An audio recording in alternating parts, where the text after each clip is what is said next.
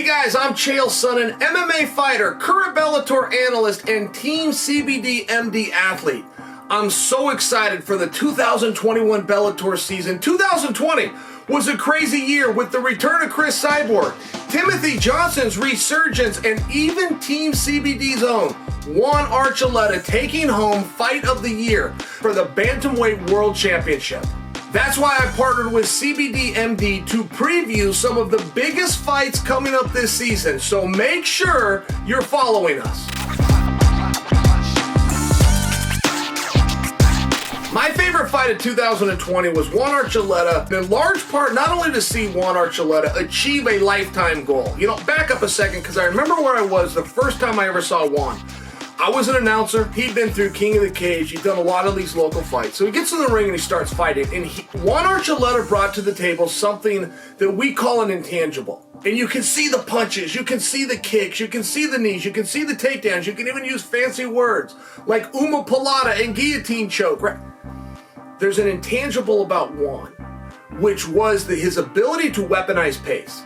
He could go out there in the 15-minute time frame using the unified rules and go harder than his opponent could put a pace on him, right? You're both using the unified rules. You're both allowed to punch. You're both allowed to kick. You're both allowed to take down. Who can do it more? Who can just throw more against the wall than their opponent? It's one of these things that's hard to put your finger on, but when you see a guy that can do it, you know he's going to be a problem.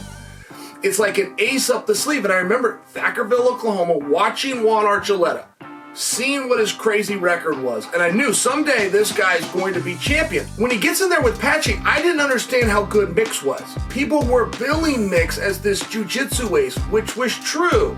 I'd seen the submissions. I read the resume. I didn't understand how good Mix was at putting it all together. Not to mention, Mix is very tall. He's very long for this weight class, so he was able to create some problems for Juan. He was able to put Juan in precarious positions because of his length. I mean, specifically in the first round. That wasn't a game of who's better than who. It was a game of who can hang in here longer. And I remember when Mix got to the back of Juan, that's your way out. That is your way if you're Archuleta. If you found yourself in a little too deep, if the lights are a little too bright and you need a way out, that's the way to take it. And I remember when Juan was fighting the hands and he came out. I also remember going into the second and third and fourth and fifth round thinking, okay, Juan's never going to be in a worse position. Nothing worse in this fight is going to happen to him than what's already happened, because now his opponent is starting to get a little bit of fatigue. And I remember thinking, man, this is the night. Juan Archuleta is going to be the world champion.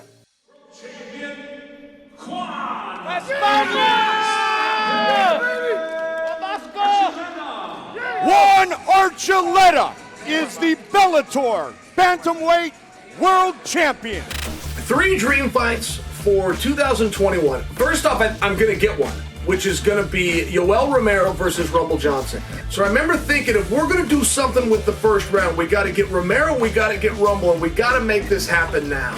I'm a believer in Pitbull, right? And I realize there's 2 of them, but I'm a believer in Pitbull. When you look at McKee, that's just one of those fights that when there's 2 trains on the track, you don't have to be Columbo to realize these 2 are going to collide. And there's been times where they've tried to put Pitbull and McKee at weigh-ins together. It just doesn't work. They've tried to put them in the audience of 10,000 people and keep them apart, and it just doesn't work. They've tried to put them to press conferences on separate sides of the room. These guys find their ways to each other. It's one of these alpha male contests. I also want to see Cris Cyborg take on Leslie Smith. I realize the physicality is between these ladies, but when you're looking at a mindset, that is a lot of what we, the audience, sit back and we judge. Who's going to wilt in the locker room? Who wants to be here? Who has to be here? And Cris Cyborg has been flat impressive, but in all fairness, a number of her opponents had to be there. Leslie Smith is different. She's asking to be here. She wants to be here.